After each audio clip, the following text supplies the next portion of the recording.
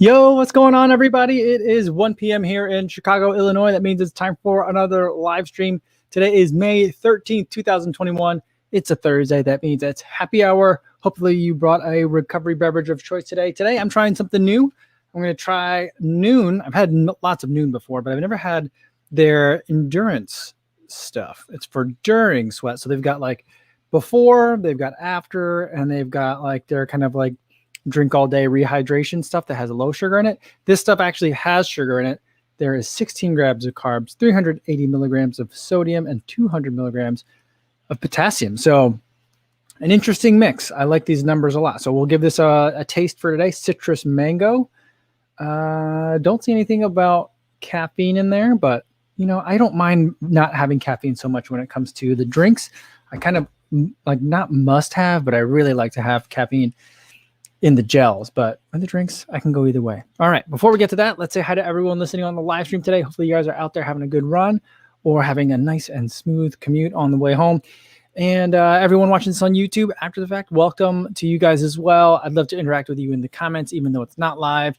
So glad to have you here. All right, let's see who we got in the chat for today. We've got Chris saying, what's kicking, co-family? Milking the final drops of the morning coffee while waiting for the live stream. Nice.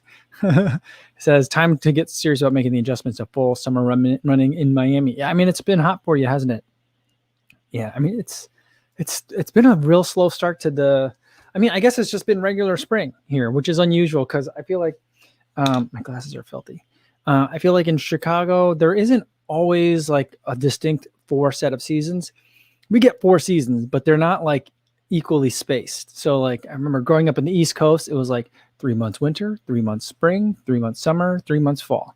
Here it's like it goes from being like miserably cold, there's a week of really nice weather, and then boom, it's like oppressively hot. And then it's like that until deep into the fall, and then there's like a week of really nice weather, and then boom, it's instantly miserably cold. And that's kind of how the seasons go in the Midwest, with a lot of fluctuations in between, but that's generally how it goes. But this year it seems like we had a long spring. It's been like 40, 45 degrees every day for my run in the mornings. It's starting to warm up now, I think. I think we're hitting the warm up. All right. Philip Bourne says, yo, what's going on? Relaxed bank holiday here in Germany today. Paired with 36 and 96 degrees Fahrenheit. Wow. I didn't think it got that hot in Germany. That's incredible. Amazing. Albert Lung says, yo, not really. Hank Aaron says, salmon and pork sausage go great together. I'm not sure where that's coming from. Like pork sausage as the side.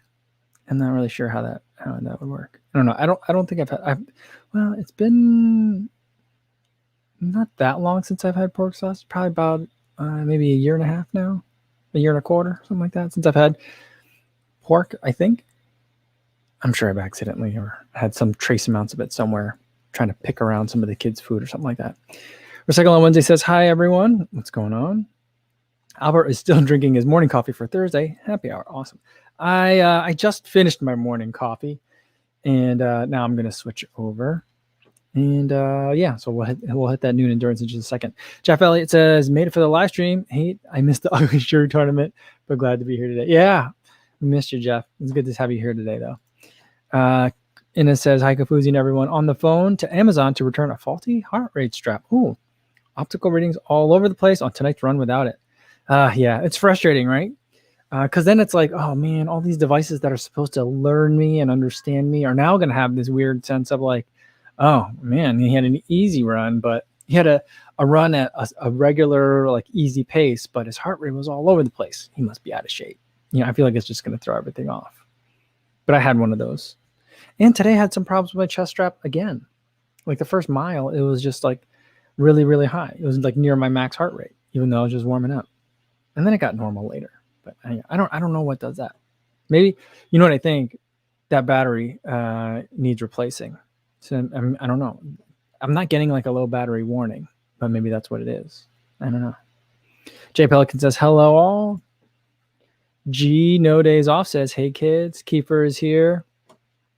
All right. Let's see how we're doing. JC says, howdy. Mark Chancoco's here as well. All right. Terry Furlong says it's evening and it's tea time for Terry. Awesome, Terry. Jeff Elliott says, just had some post-run Gatorade endurance, and now I'm having a protein drink. Nice. And my mom's here as well. Hi, Mom. How are you? And Chen says, hello. First live stream I joined since the time change. Well, I'm glad we didn't completely lose you. Thanks for visiting the live stream today. All right. Let's do one more. And Sam Matassa says, yo. All right, let's get to some of this stuff. So normally I like to use those glass jars, but I think they're all, well, yesterday the girls did some painting. So a lot of times they use those to like clean their brushes. And so all of them are dirty. I didn't get them washed. So today I'm drinking out of this Houston Marathon finisher mug. I don't know why I got one of these, but I got one of these. Like they get like, I remember coming through like the finish and like every once in a while they'd be like, hey, you go that way. And then when I went that way, they gave me a mug and a second Houston Marathon t-shirt. So I have one of these. I don't know if I was supposed to get one or not, but like someone told me to take one. So I was like, okay. So that's why I got it. I don't really drink out of it much. It's kind of small. This is 8 ounces of water. So I'm maybe it would hold a beer, but I'm not sure. So this says to do 1 scoop for 16 ounces. So I'm going to get half of that. So I'm going to get a half serving today, 8 grams of carbs, 190 milligrams of sodium, and 100 milligrams of potassium. So we'll do that. But let's get it open. The reason why I started looking at this stuff was like, I like Noon, and I like to be able to just kind of like drink it all day, like regular Noon, like the low sugar kind. But like I like the tablet and like the tubes that it comes in. I'm like, there's got to be a more like kind of like eco-friendly way of having Noon, and I don't think that there is. I think you can only get it in the tablet, which I guess it's not that much plastic, so I'm not terribly concerned. But I wouldn't mind getting like a tub of it. So, but as I was searching for tubs, I found this. I'm supposed to do a half scoop. So that's how I found this like endurance stuff. Which I was aware that they were making this kind of stuff, but I just haven't ever looked at it. All right, let's give it a quick stir and then see how it does. I mean, I feel like mango citrus coming from Noon. I have high hopes. I feel like it's going to be tasty, but we'll see how it goes. I've been drinking the honey stinger for the last couple of workouts that I've brought liquids along, and that's been working out pretty good. I like the honey stinger. The flavor is a bit strong, but I guess I could just dilute it a little bit, but we'll see. All right. Cheers to you guys. Smells great. This is a nice taste. Oh, this is really nice. There is a little bit of like a body to it. Like there's some, like a little bit of thickness to it a little bit, but overall, just like the taste is just real mild. It's very fragrant, which is a bit of a surprise, but ultimately very good. It reminds me, you know what it reminds me exactly of? There's a Unived Elite drink that is like an orange flavor, I think. And this tastes like that, but with like a hint of mango in it as well. So this is really nice and tasty. I could drink this all day. I'm gonna have to try and put this in the hydration pack this weekend. Really, really good. I like that. All right, Jason Dahl's here. He says, hi, everyone. He's happy houring it with some vitamin water. I haven't had vitamin water in a long time. In college, I drank a lot of it. Maybe it was after college, around that time, I think. Like when 50 Cent was involved with it. That's when I was drinking a lot of it. You guys remember that? Julio Rivera is here. Says, hi, everyone. And Lewis M says, yo. Leona's here. She says, hi, all. Green tea as usual for a nice day here in the Bay. 60 degrees Fahrenheit. That's nice. That's about what it is here in Chicago. So it's like nice weather. Frank says, is Jabba still around? Any sightings? I haven't been around that area very much since like the lakefront's open. I don't run that way. But why was I over? I was over there the other day for something. Oh, yeah. I ran over by that way because it's back in the winter because it snowed. But Jabba is not there anymore because on that corner, it used to be a grocery store that then shut down, that then was like demolished. And then like nothing happened because the pandemic hit. So it was kind of like an empty lot of literal rubble, like just mounds of rocks. And there was like a cement planter, like a giant pot that the city had placed like right on that corner. And that's kind of like where a whole bunch of rats were hanging out. And now in that spot, construction has resumed. It's like a mid-rise. It's a giant building. It takes up like an enormous footprint. And it's like 6 or 7 stories high. But it's like a size of like the quarter of the block. It's just really big. And the planter is gone too. And, you know, with the construction, I just think that a lot of that stuff's been kind of like moved out. So I don't know where Jabba is. We'll see. I haven't been really looking for him too much though, but I presume that like with all the disruption of the construction, he's probably found some other place to hang out. All right, Lewis M says he's got a Miller Lite cracked open and ready for the happy hour. Nice. All right. Terry Furlong says, I'm super happy having made the ballot for the Cambridge Half Marathon, assuming it goes ahead in October. And it will be his first race since March of last year. Ooh. You're not going to do any races between now and then? Is that not possible where you are, Terry?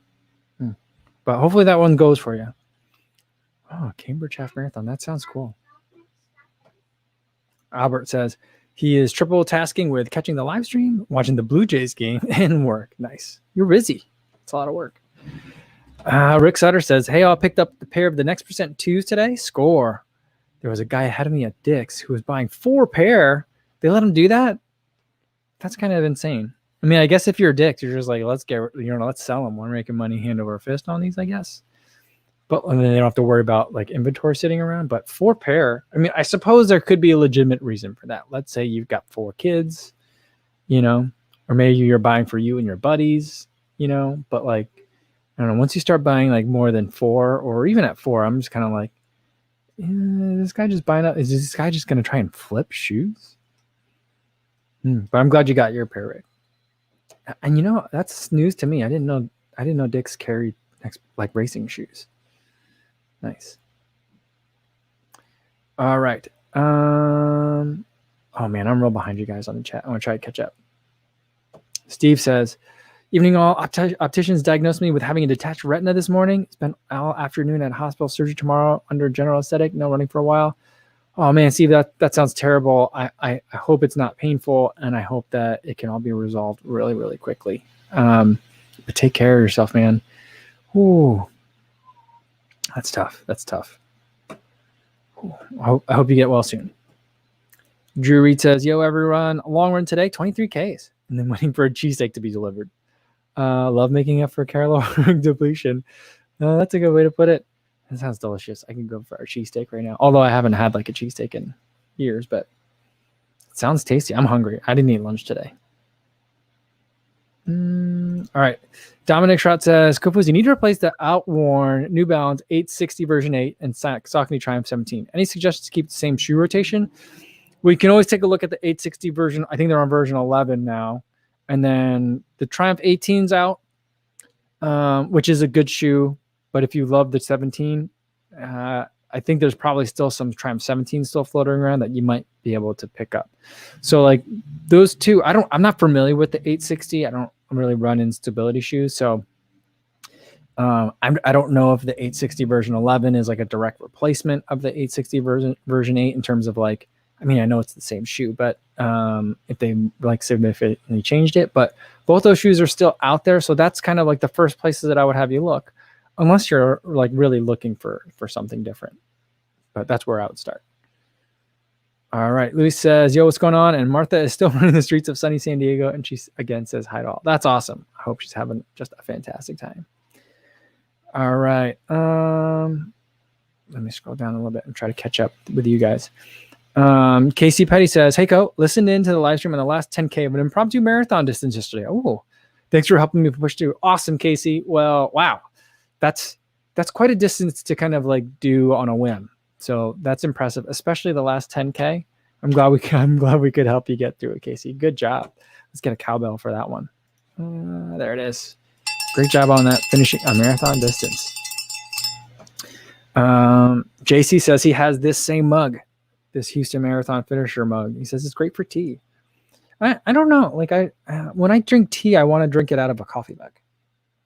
I mean, I know Seth drinks his out of his giant, like, not a Stein, is it a Moss? The giant, like, beer mug. But I just don't, I feel like it would get cold really fast. No? I don't know. I like things to stay hot when they're hot drinks, of course.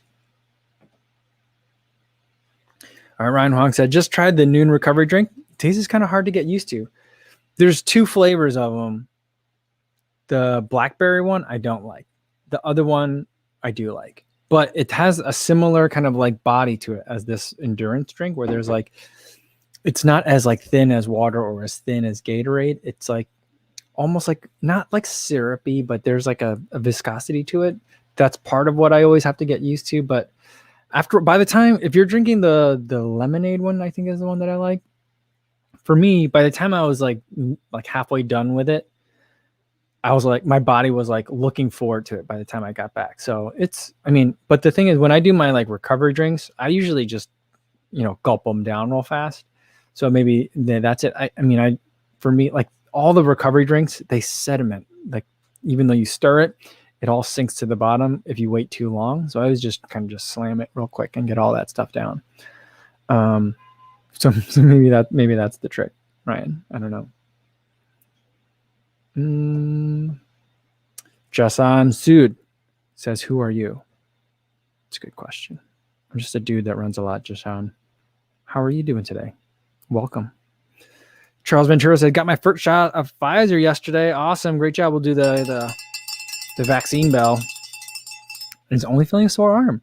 He's going to go for a walk later today. Also, I think that's awesome. Great to hear that, Charles. He says, also, any recommendations for inexpensive running shirts that are comfy? Yeah, I usually get like pretty cheap ones off of, like, if you just look up like cheap running shirts, or like running shirts on Amazon, you can find usually like no-name ones I usually get ones that are like just a solid color, that are like that, the polyester tech tee materials, and those are usually pretty good. Once it gets warmer in the summer, probably my favorite option that's still pretty cheap would be Roadrunner Sports makes a running singlet that is just like a black singlet, and then there's a little R on the back of it, like underneath the collar, or where the collar would be back here. Is that still called the collar, even though it's not a collar? Anyway, there's like a little tiny R on the back. That one I really enjoy, and it's not that expensive. And I've raced in it, and I run it with it under a pack. It just really works for me.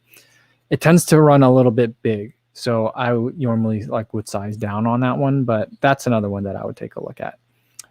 I'm sure there's like a million other places that you can go. I think Running Warehouse also usually happens to have like a whole bunch of like just cheap, like generic single color running shirts that is usually pretty cheap. Rob Van Spoun says, cheers. What are you expecting Nike to release further into the year? I don't know if I don't have any other expectations for them. The only thing that I think should be coming, and I don't have any idea, is something to either like another turbo or something that fits in like the Zoom Fly or the Tempo Next Percent category. There needs to be one more shoe that should be coming out. And that's one that I haven't seen anything about yet. But I mean, the Pegs came out, the Next Percent 2 is coming out. It doesn't seem like there's going to be an Alpha Fly update. So I don't know if the Alpha Fly was a one and done. Like, are we never going to see Alpha Flies again? I don't know. Because like they never exactly like told us they were going to stop making 4%. They just stopped making 4% and made Next Percents, So it's like, there was never, like, for example, there was never a 4% 2. It was just went from 4% to Next Percent.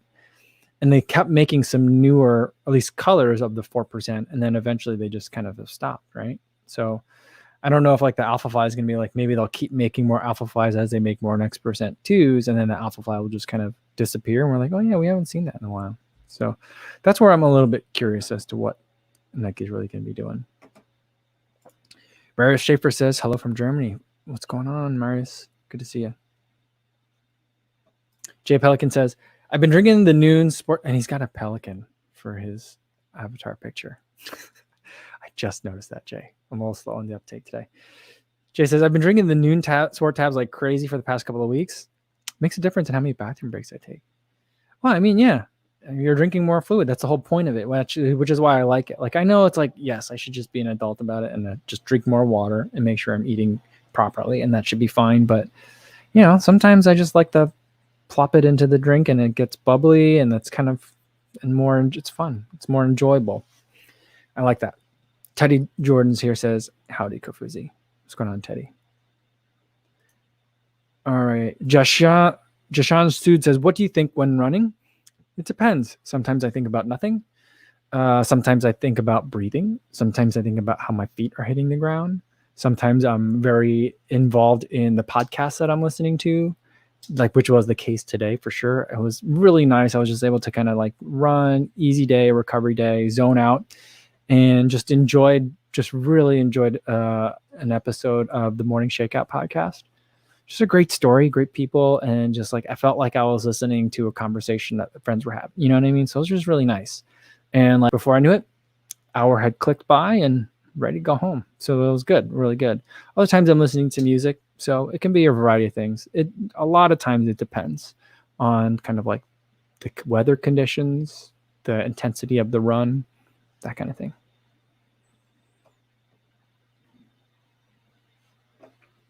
All right, let's see. Ash Lewis says, would you consider running in a race in a non-carbon shoe? If so, which one? I mean, I think it depends for the race distance. For a 5K, yeah, and I have raced 5Ks in non-carbon plated shoes, like the Zoom Streak, for example. That's a good one. But I mean, is the Zoom Streak real? I mean, the Zoom Streak has a TPU shank in it. So, I mean, that kind of still is carbon-ish. But as far as non-carbon plated shoes that I would run, say a marathon in, yeah. I mean, my second marathon. My first marathon was in some Mizuno something. I don't know what it was. It was 2010. And then my second marathon was 7 years later. Was in a Nike Pegasus, I believe a 34. Fresh out of the box, onto the feet, and then a marathon. And then other shoes that I would run a marathon in, like Hyperion Tempo would be a great choice. Boston 9 would be a great choice as well. I think the Rincon would also be a really good choice. And then there's shoes depending on kind of how long you're going to be on feet, comfort starts to become really important. And so then at that point, things I'm thinking about are Clifton or the Mach 4, for example. Those are both really comfortable shoes that I would really like. So there's a lot that are out there.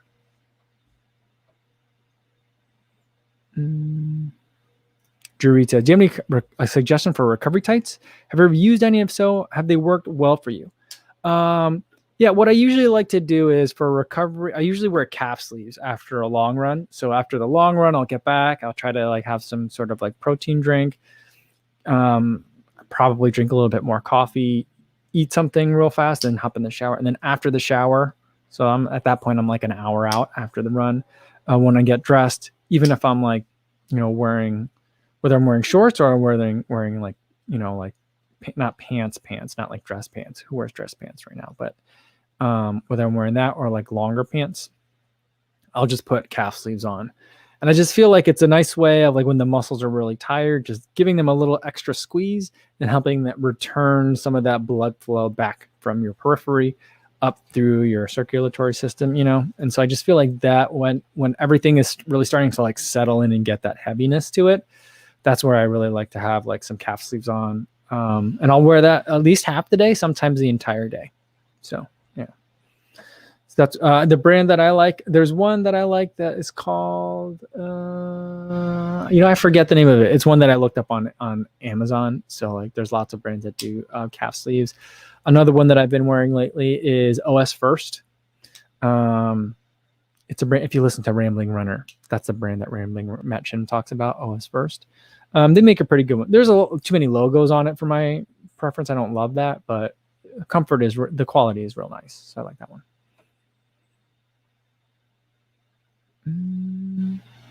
Tryboy Tries here says, I have the New Balance Beacon 3 for daily trainer, Saucony Endorphin Speed for tempo days, the New Balance 1080 version 11 for long, easy runs.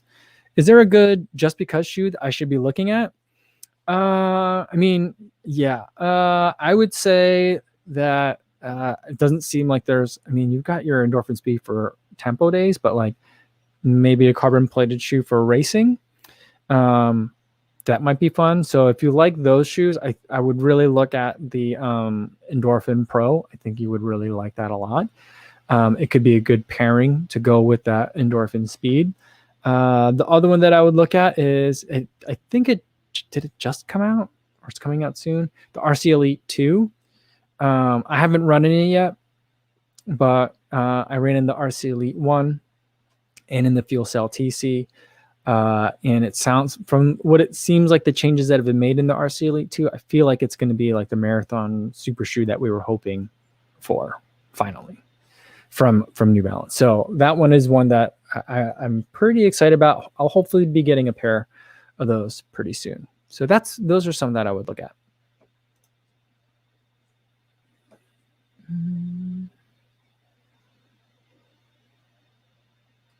And Dylan Tan wants to know more about the RC Elite 2. Yeah, I think it's going to be great. Ben Johnson's been racing in them. He hit a marathon PR in those. He loves them, it seems. And he normally races in the Alpha Fly. So I feel like if he likes that shoe, it's got to be pretty good. So I don't know if he would say that it's better than the Alpha Fly, but I feel like, I don't know, that guy puts a ton of miles in all those shoes super quickly. But yeah, it seems like he's been running in them quite a bit. Our Satvinder Palsing Bhatia says, already got 2 doses of the vaccines. I'm a pediatrician and done 3 marathons last year, including the New York City virtual marathon. Those are my first marathons. I'm 59 years young, starting 4 years ago. Well, that's awesome. Great job, Satvinder. Thanks, Doc. Very, very cool. Very, very cool. 3 marathons done in a year. Nice. That's a lot of marathons.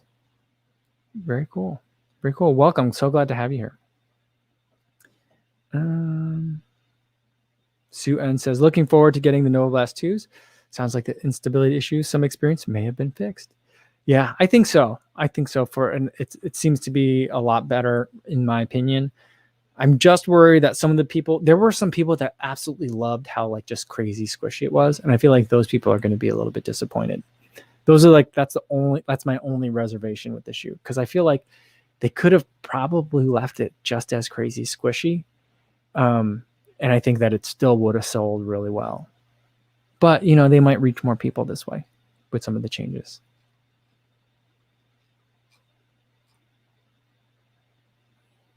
All right, Eric Fensky says, Mike, really like the idea of translating the work part of the fartlek over to the climbing portions of your trail race coming up. That thought process is spot on. Oh, thanks. I'm glad I wasn't like too crazy about it. Where's Secure Elite? Secure Elite was telling me that like maybe doesn't make that as much sense. And I kind of see his point, but all right, hold on, guys. There's a bloody nose issue that I gotta take care of real quick. Come here. Lean back. Just relax. Okay.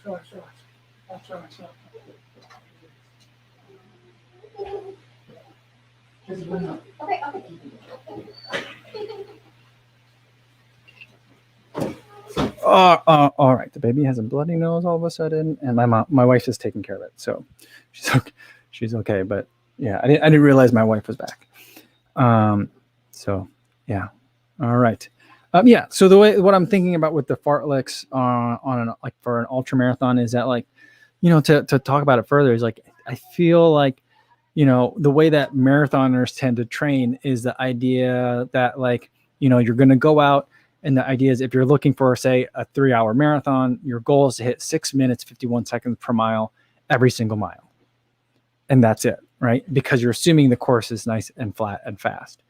But when the course is undulating, you can still do that. But if the hills are really, really steep, I don't know how much that makes sense if you can't, like, let's say I'm trying to run at a certain number of power watts.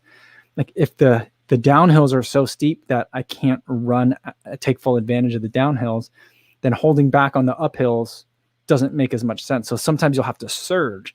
And it seems to me that ultra marathon racing is probably more like long cycling courses where there's climbs and there's surges, and it's not like maintaining an even keel the entire time. It's push, recover.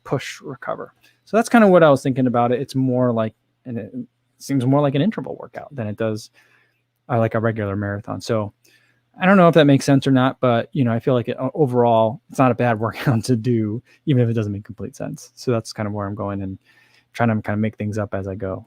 But I think it makes sense. All right, Matt Talley says, just finished a cheeky 10.5 miler in some Arkansas heat, and he's cracking an IPA for the occasion. That sounds delicious. Nice. I've got my noon endurance. It's just still pretty good. And there's no IPA though. On a hot day, yeah, those are good. All right, Robert Hodge says, what's up, guys?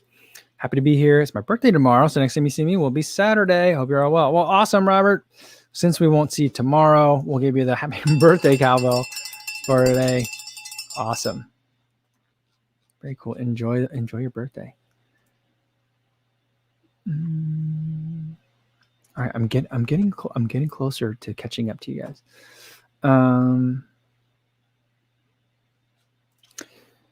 George Bestie 66 says, how important is tapering before a marathon? I'm planning to run a sub 3 one, but my body's feeling really tired and the race is coming in 16 days. Any advice? I mean, some people do a 3-week taper. For me, that just seems a little bit long. Well, first let me say I'm really bad at tapering. And I always just feel like tapering is like a really weird last task that you have to do at the end of a marathon training block. But I think that if your body is feeling really tired, then it might be one of the things I would think about is ease off the gas now. You totally can. And I mean, you're 16 days out. Yeah. Starting the taper a little bit early might be fine for you. The other thing that you can still do is, and I saw Dr. Josh doing this as well, is, even up to the week of the marathon, not doing workouts, but still having some faster elements on there to just keep the body sharp. I think those kinds of things work out really well. So it's not like you're not gonna run at all for the next 16 days and then just show up at the starting line of the marathon and hope everything goes well. So I think that now is a really good time to be listening to your body. And so if you need to kind of take a couple of days off now to start off the taper, and then just kind of go into maintenance mode for the next couple of weeks, have some speed work in there, stay sharp, but not anything that's really going to kind of drain the well, kind of, so to speak. That's something that I think is going to work. Something that I learned about myself in terms of, the last couple of time trials and virtual races that I did was that,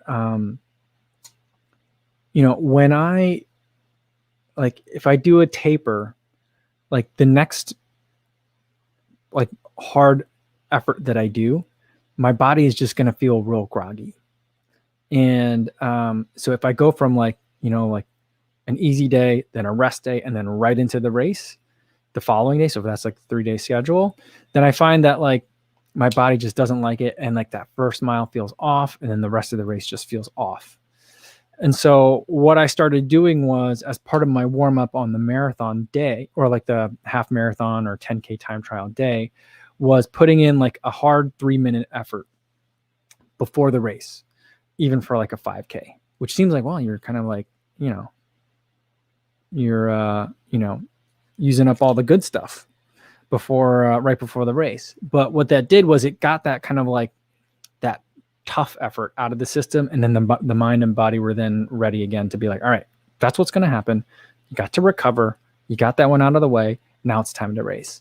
So I think that there's ways that you can kind of take that same concept and start spreading it out over your next 16 days. But, the biggest amounts of work that you've done are done, right?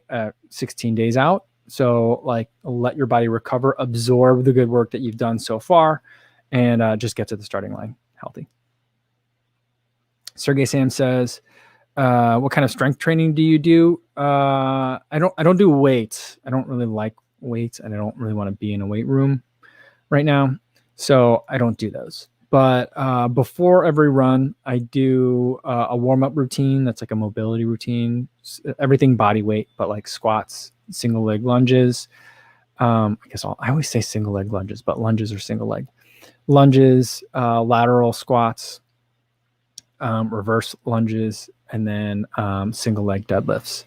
And then after the run, something that I just started incorporating like this month was I'm trying to do at least twice per week, doing some plyometrics. So box jumps, standing jumps, single leg hops, things like that, to work on just kind of like explosiveness and like springiness. So that's, I mean, I don't know if you're calling that strength or not, but that's what I've been doing.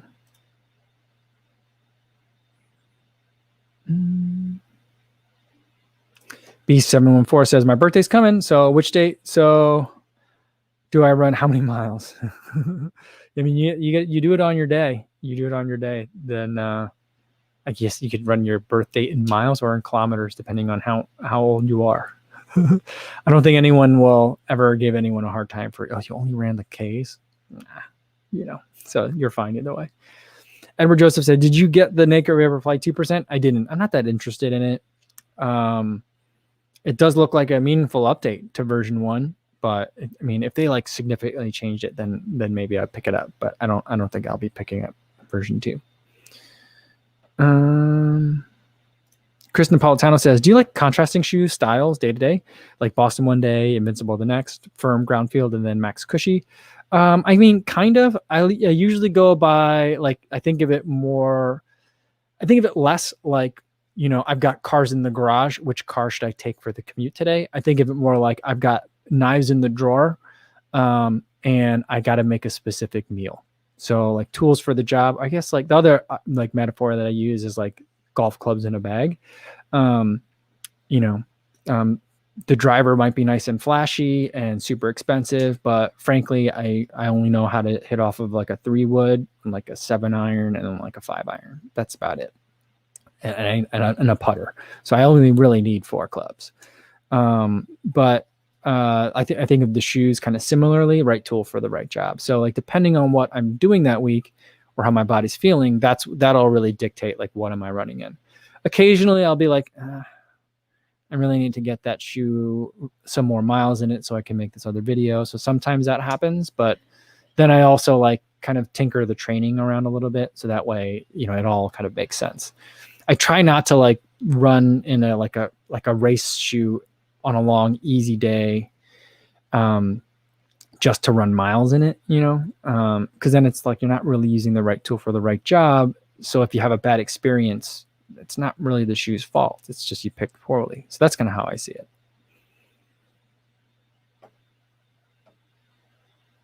Fadil Nasser says, what's going on, Co? Would you recommend the Novablast 2 for 10 to 20K easy runs in MAF heart rate training? Otherwise, which shoes do you recommend? Yeah, absolutely. That's a great shoe for that. All other shoes that I like right now in that range are Mach 4 and the Invincible. So a lot of other good choices. Teddy Jordan wants to know, and it's not in all caps this time. He says, do runners race in the New Balance 1080 version 11? I don't know. I haven't been to a race in person since the New Balance 1080 version 11 has been released. I would see a lot of people in the version 10s at races, but so I presume in the version 11, yeah. And I think probably more so than last year, because I think it's a slightly faster shoe this year. So I think so, but yeah, I actually don't have any experience, no empirical evidence to report.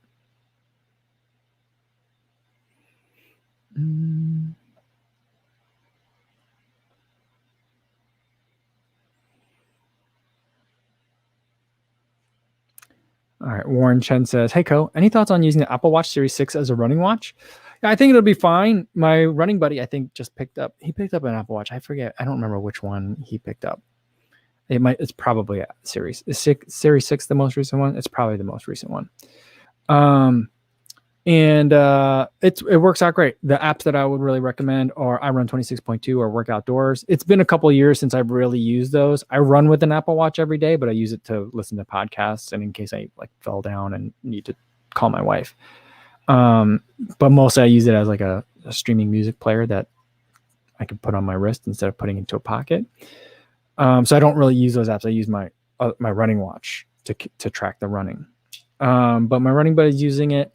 My only issue with it, and I think the Series 6, I anticipate that it'll be a little bit better about it, is that let's say you're running a marathon.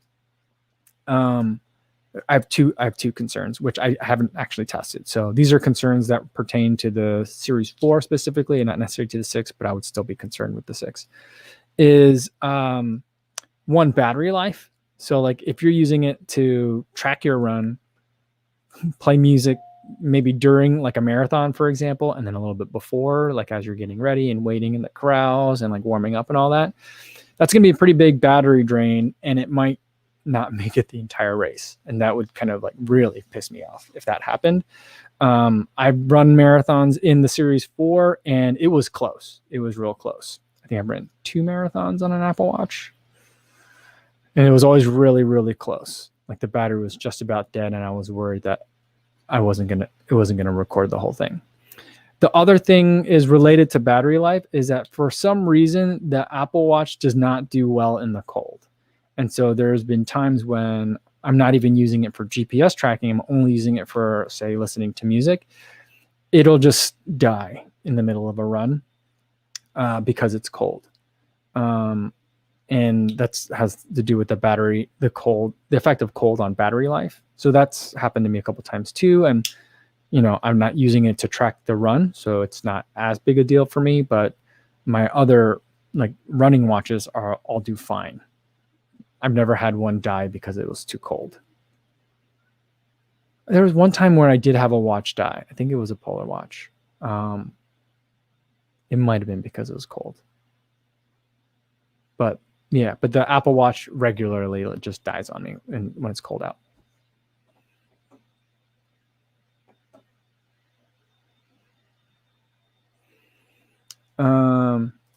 Let's see. Stephen Gerger says the ultra marathoners creed: don't train for marathons, marathon to train. Well, that's what I'll be doing not this weekend, but next weekend. I don't know. So we'll see about that. That's one where I'll probably run in a carbon plated shoe, but not really. I'm not going to race it because it'll be just 2 weeks out from the 50K. But I just want to be able to have like 3.5, like a really long time on feet.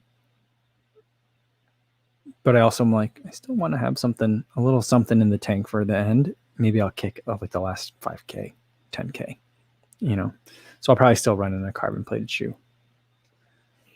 Stevie76 says, if 21 picograms of beta-methazone is good enough to win the Kentucky Derby, maybe it'll help me PR my next marathon.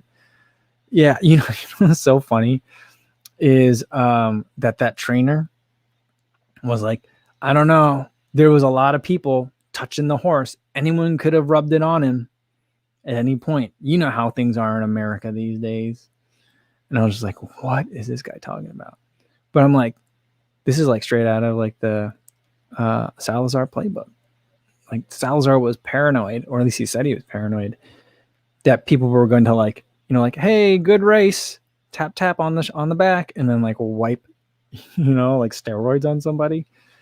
I don't know if like that's like a legitimate way that people try to sabotage each other or not, but that seemed to be like the big reason why Salazar wanted to have all these banned substances and was testing them on his children.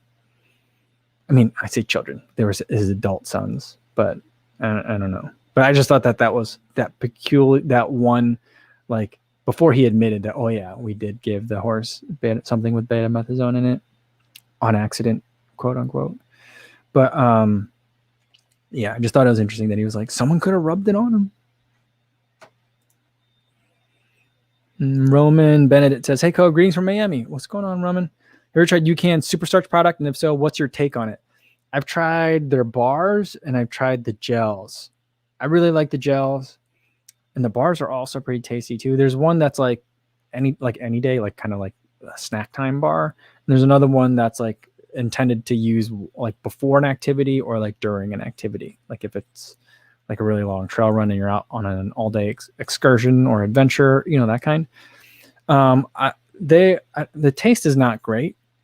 As far as sports products go, its taste is fine. But the product does seem to work.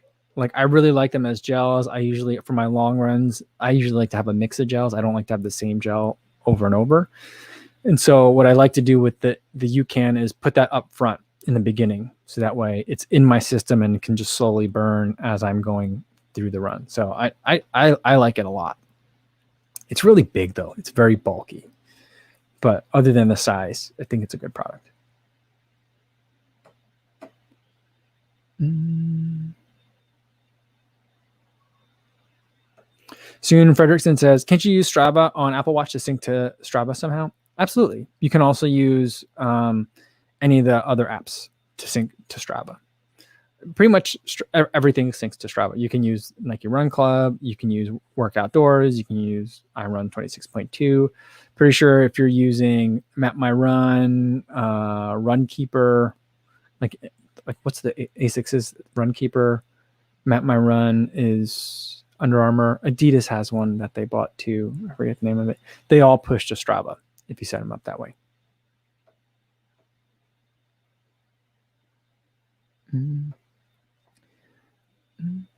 Dominic Schrott says, need to replace, yeah, did we get that one already? Yeah, I think I did. Sorry to make you repeat yourself, Dominic, but I hope you got the information you needed. Yeah, Luis Becerra said, yeah, the Kentucky Derby guy made an excuse that it was cancel culture. What that was, I mean, I just feel like he was just talking. It was like a complete non sequitur. He was like middle of the sentence. I don't know, cancel culture, right? And like I feel like he was just like grasping at straws and like, I guess no pun intended, but like because horses eat hay, right? Anyway, but yeah, he was just like throwing stuff out, like hoping that like maybe like the people that were interviewing him would be like, oh yeah, that totally makes sense, you know. But none of it really worked.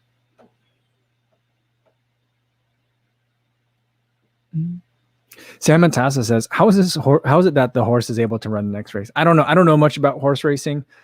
When I was in college, we would go to the racetrack in East, I think it was in East St. Louis. So we'd cross the river and go, if I remember it correctly. But anyway, we'd go to the horse track because depending on when you went, you get Bud Lights and chicken wings really cheap. And then we would just like one of my good friends, he knew about like betting on horses, and I was just like, I'll put $1 on that horse. So that's what I was there for the wings and the cheap Bud Lights, but also just to hang out with my friends. But I didn't know that like they cared about performance enhancing drugs in horse racing. I mean, it's such a strange sport. But yeah, but like if they care about like whether or not a horse is on performance enhancing drugs, like I don't understand how it can run another race. And like, can you imagine if you put a big amount of money on the horse that came in second? Like we talk about that. People talk about it all the time when it comes to like Olympic athletes. And then like, you know, I got my bronze medal 15 years later, but like, you know, there was a contract negotiation year, you know, I've lost all the opportunities for other sponsorships and other, you know, financial opportunities and other athletic opportunities. But, you know, at least 15 years later, I got that bronze medal finally, you know, but like, yes, that's certainly like the most egregious of the harms. But also like, you know, it's not like, can people bet on human racing? I mean, I know people bet on horse racing. It's like the whole point of it. But like, do people bet on track? Can you bet on track? I actually don't know. But like, I mean, if you put just a giant bet, maybe you had some like really weird complex bet with like 50 to 1 odds and you put like, you know, 10 grand on it. That's a lot of money that you're out that you could have had if that other horse weren't in the race because it was cheating. Yeah, that, but I mean, like, I just feel like, in horse racing, do people really think like that the odds are like legit? I mean, like when they put odds on stuff, like I don't understand how that kind of works. I just feel like it's like a free for all, old school gambling kind of sport. Maybe I'm completely wrong on it. I hope I'm not offending anyone, but I just there's a lot that I don't know and understand, and I know I'm carrying in a lot of probably prejudices against it, but like I just don't. I just feel like it's all rigged. I don't know.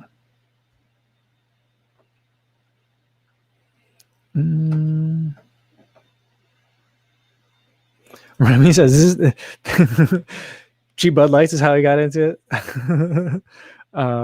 into got into NASCAR. There was a bar that had $1 beers during caution laps, so I learned the rules real quick. That's funny. That's funny. That's a great idea too. Because otherwise, like the caution laps, like super annoying. But that's a good idea. That's a real good idea. I like that.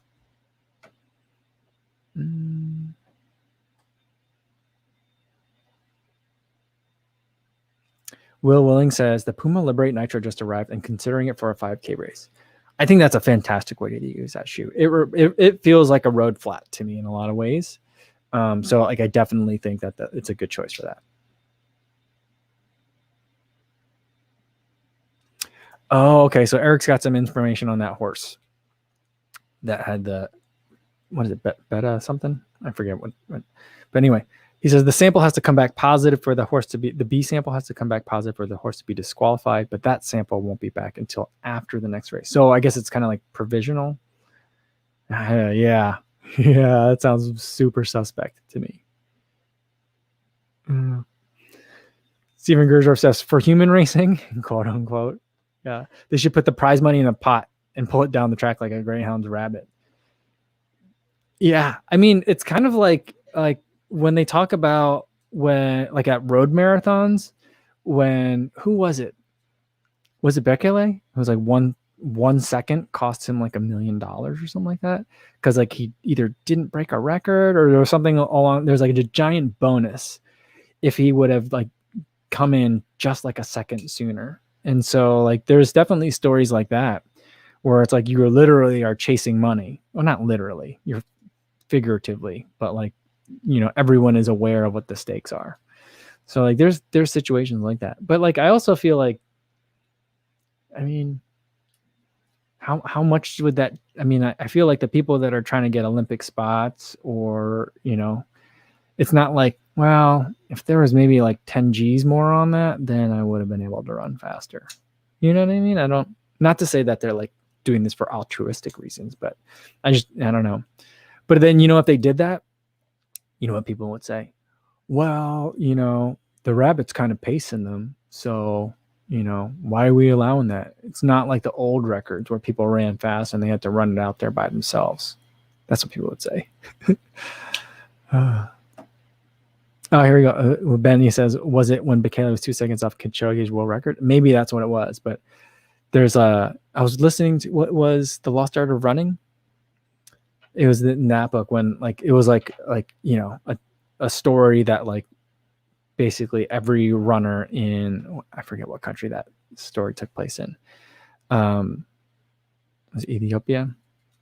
Was like very well familiar with. It was like lore. LORE in the region. All right. Jason Sood says you should join the army. I'm 41, so I don't know if they would take me. I'm really not sure if they would. I'm 41 and I have terrible eyesight. I'm in pretty decent shape, I guess, but like I'm not in like ruck shape. Like I don't think I could carry a pack. I see like the ROTC kids. I say kids. They're grown men and women. Up at Loyola along the lakefront, and they're in their fatigues and their combat boots, and they got their giant packs on, and they're just huffing it back and forth. That's a lot of work. I always want to like give them encouragement, but I don't know how to do it in a way that would seem. I don't want them to feel like I'm teasing them because I'm super impressed. But yeah, I've never had the pleasure or the distinction of serving in the armed forces. It's something that I regret.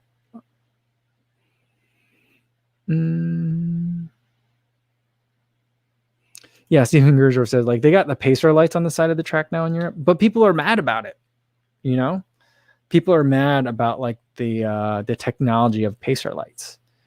And I'm just like, are you really mad? I mean, the person still has to run.